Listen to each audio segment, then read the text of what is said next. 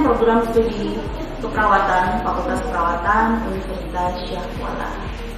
Spesialisasi keilmuan saya adalah bagian keilmuan keperawatan gawat darurat dan kritis.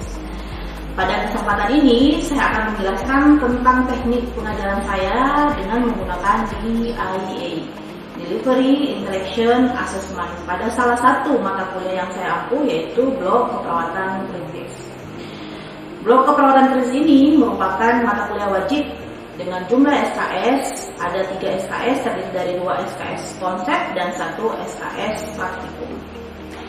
Blok keperawatan kritis ini membahas tentang konsep dan perencanaan asuhan keperawatan yang etis, legal, dan rekah budaya pada klien yang mengalami kondisi kritis atau mengancam jiwa dengan memperhatikan aspek legal dan etis meliputi aspek bio, fisiko, sosio, dan spiritual.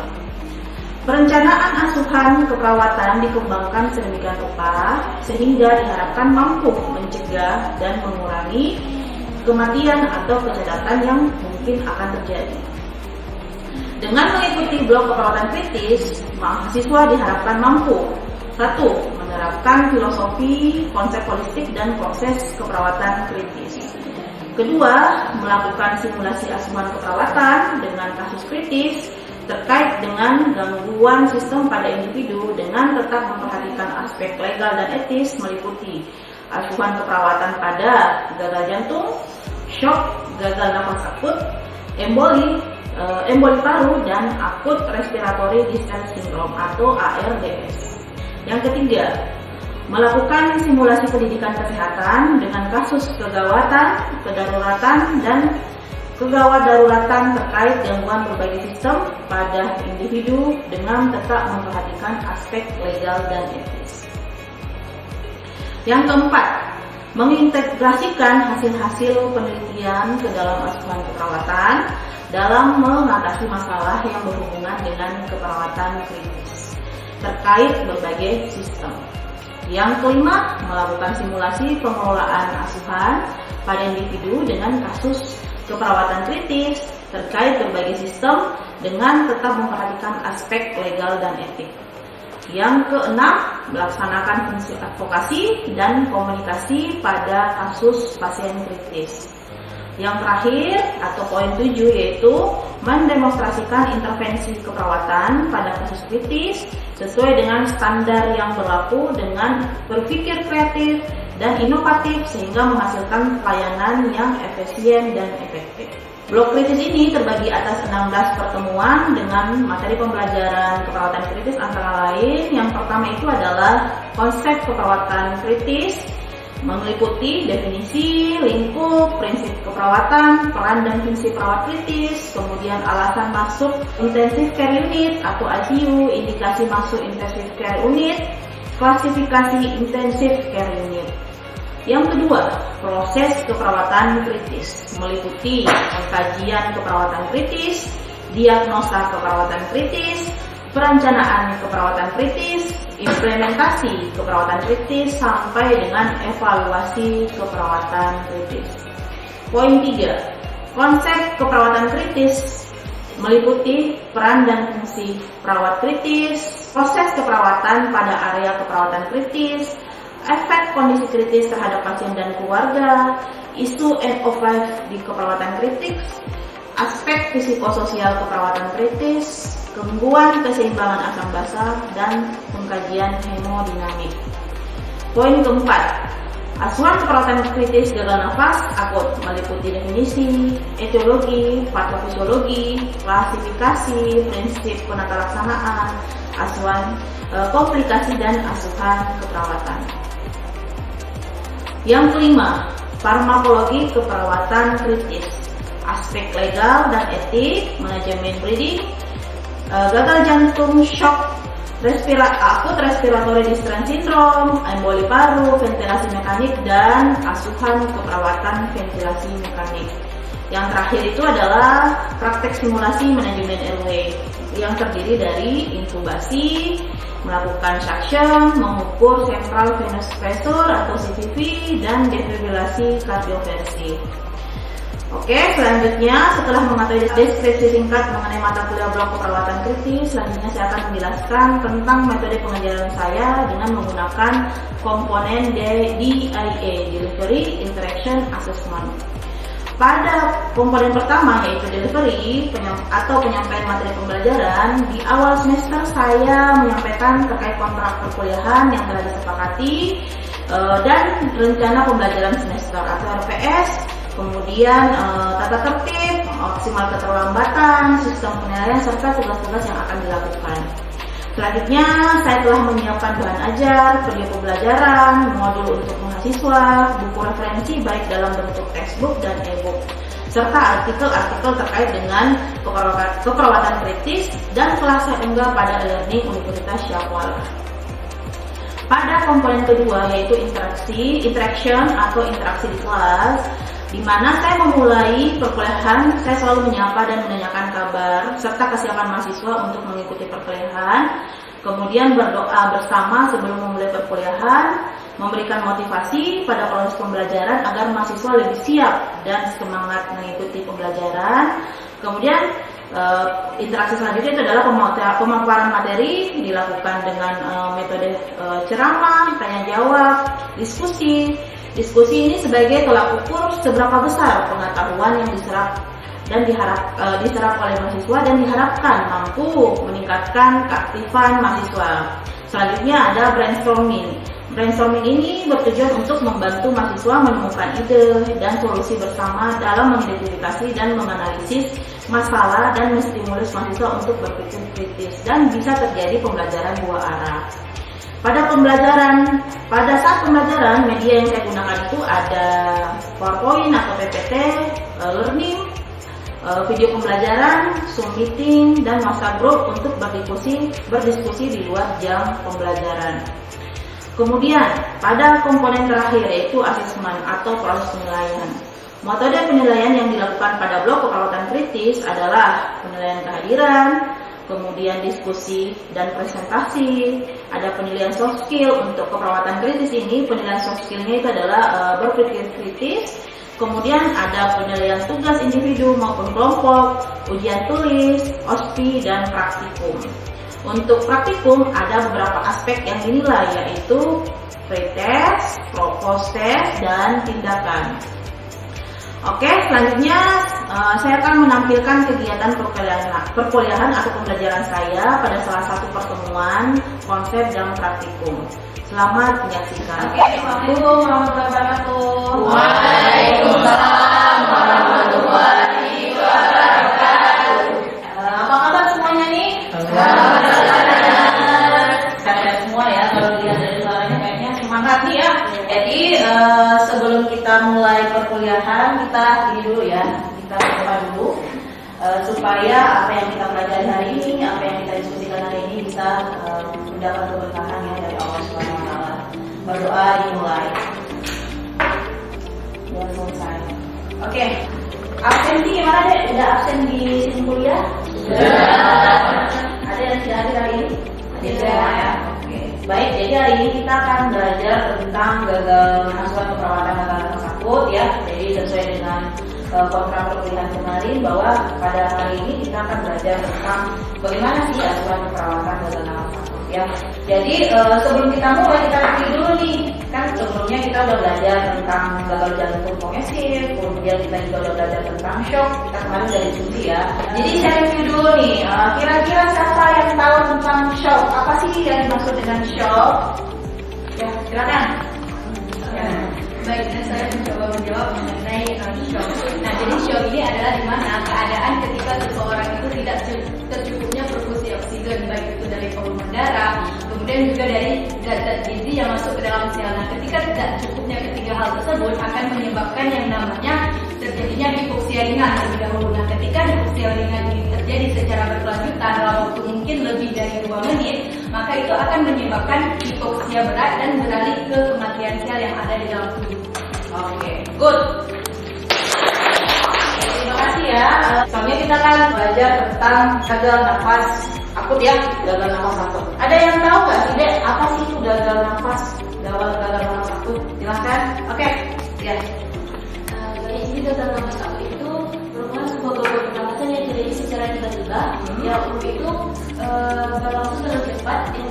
menyebabkan keparahan pada si pasien tersebut. Jadi dia mengalami sesak nafas pada Oke, jadi gagal nafas akut itu ada dua kategori ya. Jadi untuk acuan kita itu pertama adalah definisi ya. Jadi gagal nafas akut itu apabila tekanan parsial oksigennya itu kurang dari 60, kemudian tekanan parsial karbon dioksida atau TCO2 itu lebih dari 50 mg/kg. Kemarin kita udah belajar tentang ADA kan, analisis darah ya kan. Kemudian jika juga saturasi oksigennya kurang dari 90%, kemudian CO3-nya itu dia bisa aja normal atau bisa juga meningkat gitu. Jadi kapan dikatakan seorang gagal nafas akut? Jika tekanan parsial oksigennya itu atau PO2-nya kurang dari 60, kemudian POCO2-nya itu lebih dari 50, kemudian saturasinya kurang dari 90%. Kemudian ada juga yang mendefinisikan bahwa gagal nafas akut itu apa? Adalah kegagalan sistem pernapasan untuk mempertahankan oksigenasi dan atau mengeluarkan karbon dioksida. Jadi gagal nafas akut itu dia gagal mempertahankan oksigen dan sehingga PO2-nya itu rendah, dan dia dalam melakukan eliminasi karbon dioksida itu juga dia mengalami tidak adekuat ya, biasanya disebabkan karena masalah ventilasi, masalah difusi, dan masalah perfusi. Jadi bayangkan kan apa sih itu gagal nafas ya. Kemudian selanjutnya di sini ada etiologi dan patofisiologi. Jadi untuk etiologi patofisiologinya ini bisa dijelaskan berdasarkan penyebab ya kan. Sebenarnya ada banyak penyebab abnormalitas seseorang itu bisa terjadi gagal nafas. Tapi ada 4 faktor yang bisa menyebabkan gagal nafas. Yang pertama itu ada gangguan ventilasi. Ventilasi apa sih itu ventilasi, siapa yang tahu? Oleh silakan deh. ventilasi itu proses masuknya udara pada saat kita menghirup. Ya, jadi kan di rumah ada semua ventilasinya kan? Ya. Benar ya. Jadi di ventilasi di ruangan itu adalah sistem perputaran udara di ruangan. Tapi kalau ada namanya ventilasi pulmonar. Kalau pulmonal, jadi kalau ventilasi pulmonar itu gerakan masuk dan keluarnya udara dari paru-paru. Jadi kalau dia mengalami gangguan ventilasi berarti ada masalah pada jalan keluar udara. Selanjutnya ada namanya gangguan pertukaran gas, ya kan? Pertukaran gas terjadi di mana deh? Ya, jadi pertukaran gas antara CO2 dan O2 itu terjadi di alveolus. Jadi alveolus itu ada berapa banyak? Jadi ada sekitar 480 juta alveolus kita, ya.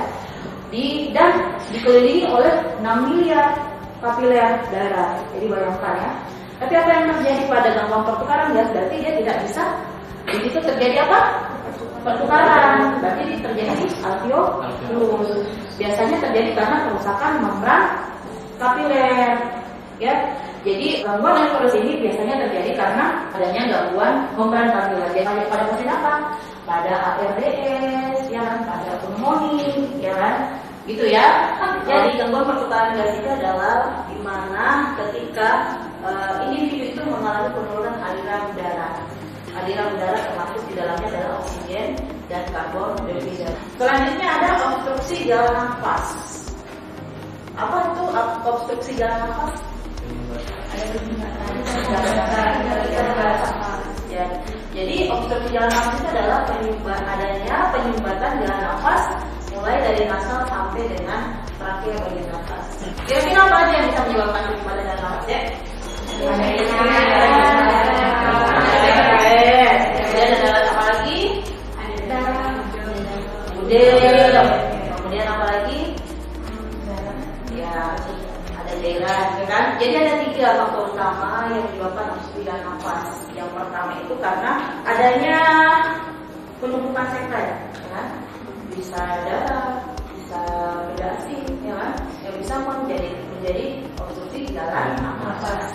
Kemudian yang kedua tadi dijelaskan oleh temannya, karena ada di dinding bronkiolus mengembang sehingga terjadi proses edema. Kemudian yang ketiga ada peningkatan kompresi peribronkial. Jadi peribronkial itu adalah area di daerah di dekat paru dengan bronkus. Kompresi berarti ada penekanan gitu. Misalnya karena apa? Karena ada tumor misalnya, ya kan? Kemudian karena ada pembesaran kelenjar limfe, itu juga bisa terjadi obstruksi jalan nafas. Selanjutnya kita ke patofisiologi. Jadi patofisiologi dengan etiologi itu sejalan ya. Patofisiologinya dapat dijelaskan berdasarkan dengan penyebabnya. Intinya kalau gagal nafas itu dia menggambarkan ketidakadekuatan atau ketidakmampuan seseorang untuk melakukan atau mempertahankan oksigenasi dan tidak mampu membuang karbon dioksida dan bisa terjadi retensi karbon dioksida. Nah, tertahan karbon dioksidanya. Selanjutnya sains dan simptom. Sains dan simptom itu apa? Jadi pada serangan awal itu responnya dia masih hipoksemia. Apa itu hipoksemia? Kemudian ada kelemahan, ada sakit itu apa? Nafas cepat, lebih dari normal. Ada dyspno, sesak, ya kan? Takikardia apa? Ya kan? Ada confusion atau kebingungan, kemudian ada kardioparesis, ya kan? Keringat dingin, ya kan? Cemas, hiperkardia. Kemudian pada kondisi lanjut itu bisa sampai somnolent, kesadarannya udah turun, ya. Kemudian udah siangsis, kebiruan gitu.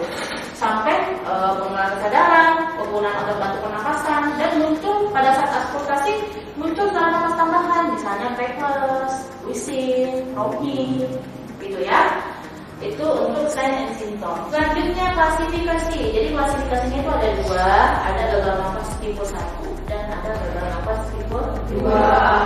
Jadi kalau tipe 1 itu gagal nafas hipoksemia namanya, atau kegagalan paru untuk mengoksigenasi darah. Biasanya pada penyakit apa? Biasanya pada ARDS, adenovirus, kemudian pada pasien yang emboli paru, pneumonia, itu bisa terjadi gagal nafas tipe 2. Kalau gagal nafas tipe 2 apa? Karbon dioksida. Ya. Jadi gagal nafas biasa disebut dengan gagal nafas tipe 2.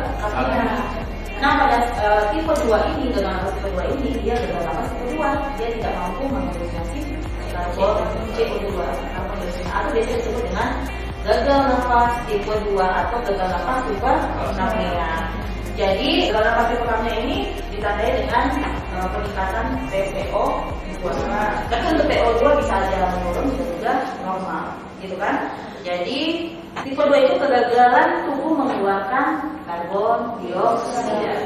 Ya, biasanya pada pasien-pasien PPOK, asma, kemudian gangguan dada, kemudian overdosis obat, penyakit neuromuskular, itu bisa menyebabkan terjadinya gagal nafas tipe 2. Gitu ya, dari kami. Ya. Selanjutnya, di sini ada pengkajian diagnostik. Ya, jadi pengkajian diagnostik ini yang paling sering dilakukan adalah pemeriksaan Anda ya, atau analisis dan tes. Jadi dan tes pemeriksaan spesifik lainnya berdasarkan dengan etiologinya tadi, gitu ya. Jadi analisis gas darahnya yaitu PaO2 kurang 60, kemudian PCO2 lebih dari 60 karena tadi hidrokiron, kemudian pH-nya kurang dari 7,3 dan saturasi kurang dari 90. Dan bisa di pemeriksaan tes spesifik lainnya tergantung dari penyebab dari gagal nafas akut tersebut, gitu kan? Itu ya. Selanjutnya di sini ada komplikasi. Jadi komplikasinya ada beberapa ya. Yang paling fatal itu bisa memicu kematian sebenarnya. Selanjutnya di sini adalah diagnosa dan rencana perawatan. Gitu. Jadi diagnosanya di sini ada beberapa yang bisa muncul ya. Nah di sini saya tampilkan adalah diagnosa yang paling sering pada pasien dengan gagal nafas akut. Yang pertama keletihan, gangguan pertukaran gas, ya, resiko cedera. Ini kalau resiko cedera ini kalau dia sudah terpasang ventilator, ya. Kemudian resiko infeksi kalau dia sudah terpasang selain TT. Jadi sebelum kita sambungkan dengan ventilator kita pasang TT, ya. Nanti ada praktikumnya tentang pemasangan NCT, gitu ya. Sekarang ada intervensi ya. Jadi intervensi ini atau prinsip penelaksanaannya itu ada 4. Yang pertama itu adalah meningkatkan oksigenasi dan ventilasi.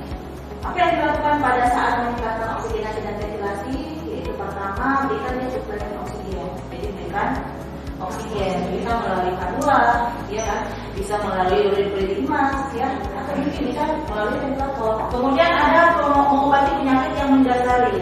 Jadi yang mengobati penyakit yang mendasari itu adalah identifikasi penyebabnya apa dia dalam nafas akut. Jadi itu kita atasi penyakit tersebut, gitu ya. Kemudian yang ketiga itu adalah mengurangi kecemasan, ya. Jadi bagaimana cara mengurangi kecemasan itu apa? Berikan lingkungan yang nyaman untuk pasien, ya. Berikan lingkungan yang tenang, kemudian selalu dampingi pasien, ya kan. Kalau dia selalu cemas, ya harus ada satu perawat yang standby. Berikan informasi yang jelas terkait penyakit pasien, gitu kan. Kemudian ada pencegahan dan penata komplikasi. Ya, ada yang mau bertanya deh terkait materi kita hari ini, ya. Silakan Pak Tim. Nah, jadi saya mau bertanya, nah tadi kan ada dua klasifikasi nih untuk gagal napas akut. Di antara kedua itu ada nggak perbedaan penata laksanaannya? Ya, baik ya. Jadi kan tadi dijelaskan di slide sebelumnya ada dua ya klasifikasi utama untuk gagal napas akut. Ada yang tipe 1 dan ada tipe 2, ya kan. Tipe 1 kalau dia gagal mempertahankan oksigenasi. Tipe 2 kalau dia gagal mengeliminasi karbon dioksida. Kalau untuk penata laksanaan untuk poin 1 meningkatkan oksigenasi itu sama ya. Jadi tetap kita berikan oksigenasi ya, berikan dia suplemen oksigenasi ya. Sebenarnya hampir sama. Yang berbeda itu di poin B-nya aja. Karena kan tipe 1 dan tipe 2 itu penyebabnya agak berbeda ya. Jadi mungkin yang poin A, C, D itu sama. Yang pertama adalah meningkatkan oksigenasi, berikan dia suplemen oksigen, berikan ventilator kalau merasa perlu, ya kan. Kemudian lakukan intubasi, lakukan suction. Kemudian untuk poin D yang berbeda ya. Kalau tidak ada lagi bertanya, berarti kita cukupkan untuk hari ini ya. Sebelum kita akhiri kuliah kita, ada tugas ya. Nanti coba cek di learning. Udah cek learningnya? Belum ya. Nanti ada 2 tugas di learning, silahkan cek. Tugas pertama itu ada soal kasus, ya kan. Jadi nanti kan ada pembagian kelompok-kelompok kecil nih. Jadi nanti baca kasusnya, kemudian nanti buat PPT-nya, buat makalah, kemudian buat PPT-nya berdasarkan pertanyaan dari kasus tersebut, gitu. Nah nanti pertemuan selanjutnya akan dipresentasikan, gitu ya. Kemudian tugas kedua itu ada resume jurnal. Jadi masing-masing ini tugas individu ya. Buat resume nanti kirim tugasnya di learning, gitu ya. Oke ya, bisa dipahami? Bisa. Jadi kalau misalnya ada yang kurang paham, ada yang mau ditanyakan, boleh melalui learning atau boleh di WhatsApp kita. Gitu ya. Saya kira itu. Assalamualaikum warahmatullahi wabarakatuh. Waalaikumsalam warahmatullahi wabarakatuh. Assalamualaikum warahmatullahi wabarakatuh. Waalaikumsalam warahmatullahi wabarakatuh. Jadi gimana kabarnya hari ini?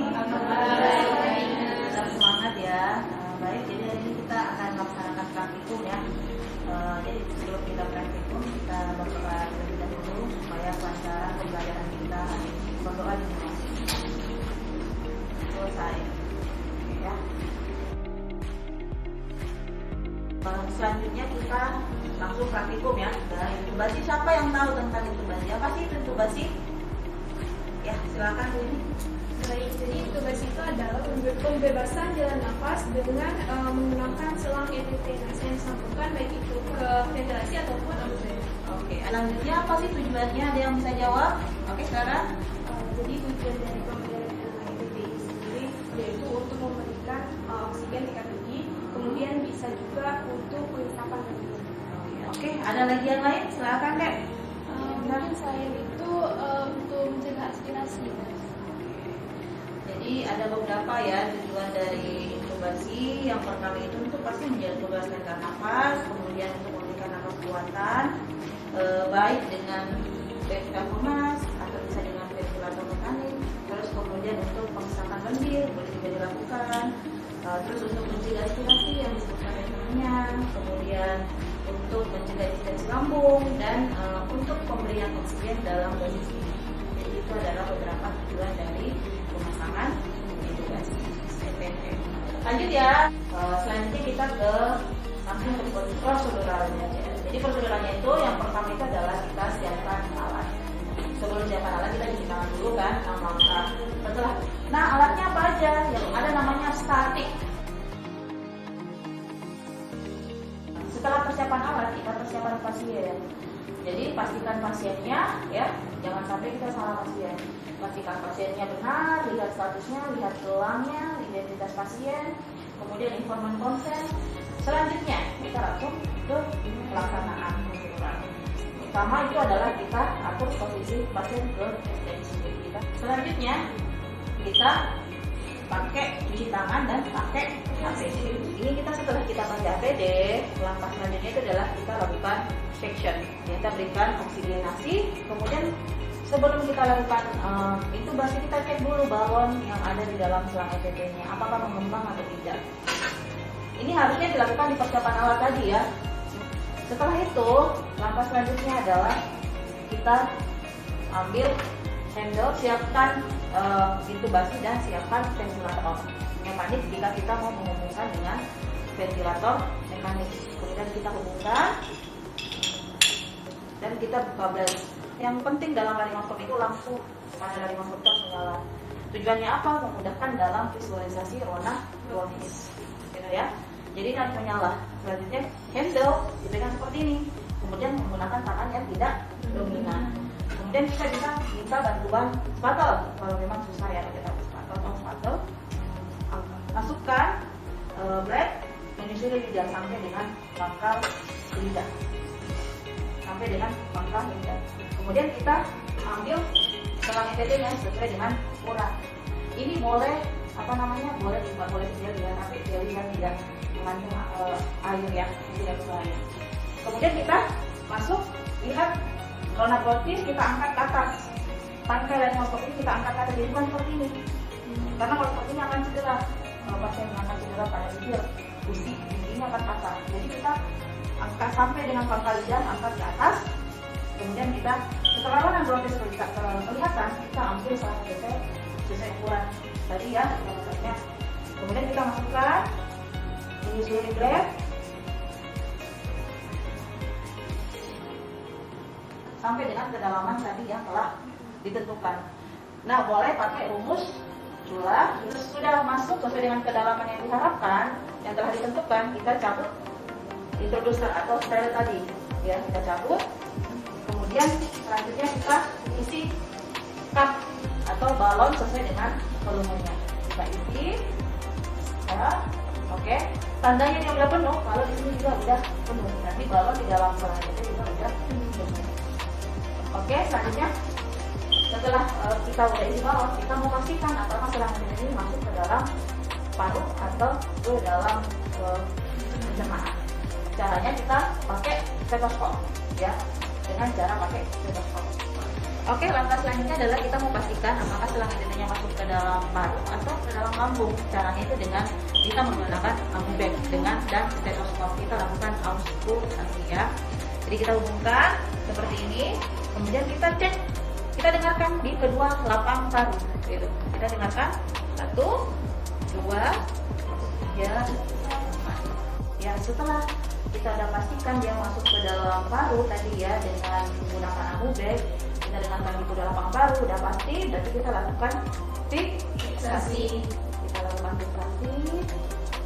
Selanjutnya kita lakukan fiksasi, kemudian kita boleh pasang opak. Dan selang EPD-nya ini kita hubungkan dengan sumber oksigen.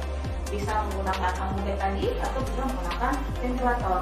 Setelah kita hubungkan dengan sumber oksigen, langkah selanjutnya adalah cek pernapasan pasien, monitor analisis darah, kemudian jangan lupa rapikan alat, rapikan pasien, cuci tangan dan dokumentasi. Selanjutnya boleh silahkan ada yang mau mencoba.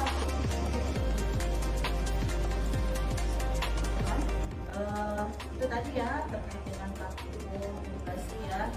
Kamu bisa dipahami gimana deh? Ada yang perlu dipahami? Bisa dipahami semua? Bisa ya, insya Allah. Kalau tidak ada pertanyaan silahkan dijawab pada webinar hari ini. Assalamualaikum warahmatullahi wabarakatuh. Waalaikumsalam.